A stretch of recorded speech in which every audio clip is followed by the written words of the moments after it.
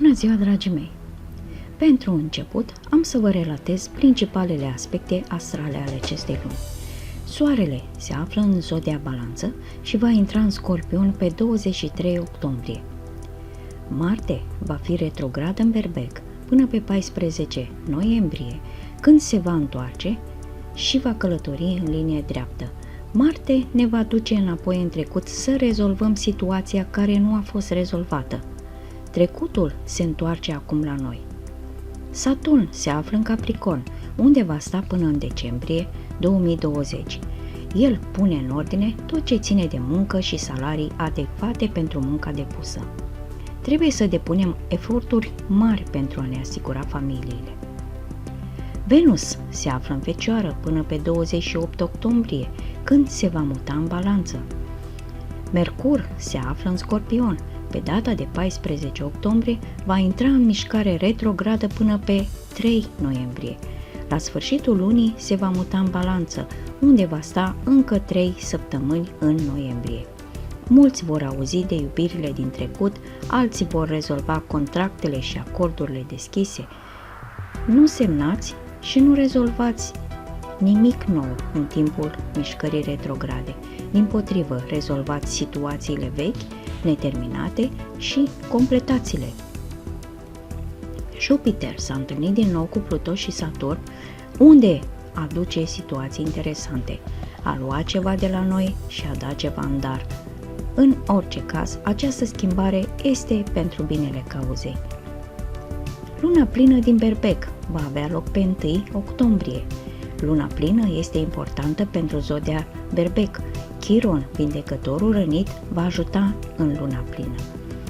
Chiron va aduce o situație dureroasă, care va deschide răni vechi, astfel încât să se poată vindeca din nou. El va aduce celelalte semne în mod clar într-o anumită zonă a vieții. Mulți închid o anumită activitate sau un loc de muncă. Luna nouă din Balanță are loc în data de 16 octombrie la 21:30. Luna nouă este importantă pentru semnul Balanței. Pentru toate semnele, luna nouă va afecta domeniul relațiilor, acordurile contractuale, relațiile de muncă și de parteneriat, relațiile de familie. Luna plină în Taur va avea loc pe 31 octombrie. Luna plină este importantă pentru semnul Taurului. Uranus, planeta inversărilor și, de asemenea, luna neagră vor ajuta în această lună plină. Ne vom putea confrunta cu situații neașteptate, o inversare rapidă a situațiilor privind proprietatea și stabilitatea, teama de schimbare. Această lună plină se va simți 14 zile în noiembrie. Un fapt interesant luna aceasta este luna neagră, care se va deplasa din zodia Berbec în zodia Taur. Pentru noi toți va fi un an în care va trebui să luptăm cu tema relațiilor de familie, proprietate, stabilitate și teren solid sub picioarele noastre. Situații precum cele din 2012 se vor repeta. Pentru Berbec, luna octombrie va fi o lună plină de veselie și comunicare. Datorită influenței lui Mercur, comunicarea va juca un rol major în această lună, mai ales în ultima săptămână. În această lună va trebui să te ocupi în general de profesie, dragoste și obligațiile domestice legate de casă și familie. Vei începe luna cu o mare cantitate de energie. Munca va fi foarte plăcută acum, vei găsi satisfacție la locul de muncă, iar abilitatea de a te concentra pe detalii te va ajuta să îți faci treaba bine. Dar ai grijă că relațiile cu colegii și cu persoanele mai în vârstă nu vor fi foarte armonioase, ceea ce va duce la întârzieri în execuția proiectelor. vei începe să pui mai multă energie în carieră, vei începe să te gândești la ambițiile tale și vei încerca să găsești modalități de a-ți atinge obiectivele. Poți începe să te gândești la schimbarea profesiei sau este posibil să dorești chiar să începi propria afacere. S-ar putea să ai oportunități bune de muncă sau se vor îmbunătăți condițiile poziției tale existente. Jupiter te va ajuta să găsești investitori dacă vei avea nevoie de ei. Dacă lucrezi cu publicul sau în mass media, munca ta va fi acum răsplătită și te vei bucura de succes. Ar trebui să-ți concentrezi atenția spre interior, mai ales într-un sens psihologic. În această perioadă a anului, autoevaluarea psihologică poate fi de mare ajutor în creșterea personală.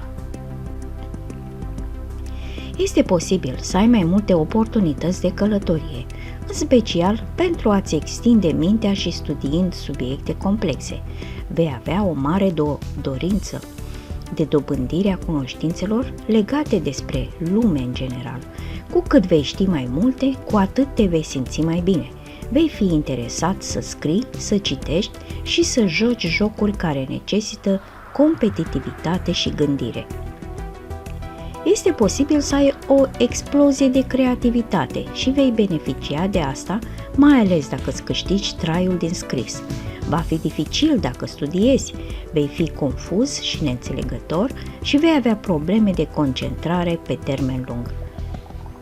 Nu îți neglija regimul de fitness și dietă.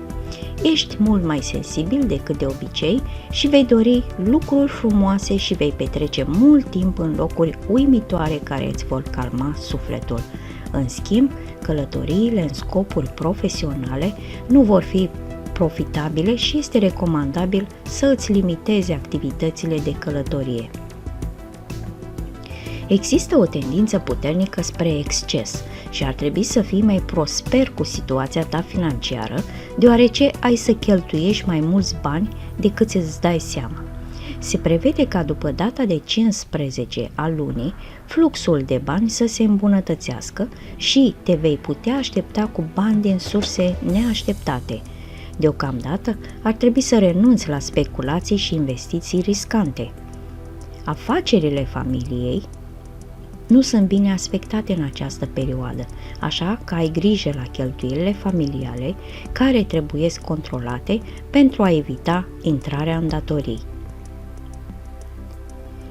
În relații apropiate pot exista inițial sentimente de frustrare și izolare. Dacă te afli într-o relație romantică, așteaptă-te la evenimente care te va învăța să faci compromisuri.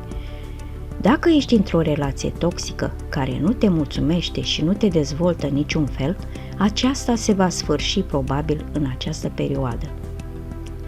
Dacă ești singur, vei avea multe oportunități de a crea relații de dragoste pline de romantism, mai ales la începutul lunii și în ultima parte, când sunt destul de promițătoare. Poate fi momentul în care să te decizi să cauți o relație serioasă și să experimentezi căsătoria. În general, te vei concentra asupra calității și nu asupra cantității în relații. Acest lucru se va aplica și în cazul prietenilor. Poți conștientiza că anumite persoane lucrează împotriva intereselor tale. Vei avea tendința de a atrage oameni care au intenții răuvoitoare cu tine sau care țin să te controleze.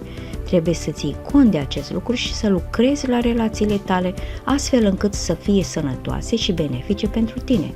Dacă vei putea parcurge cu succes acest pas, vei construi relații solide bazate pe respect.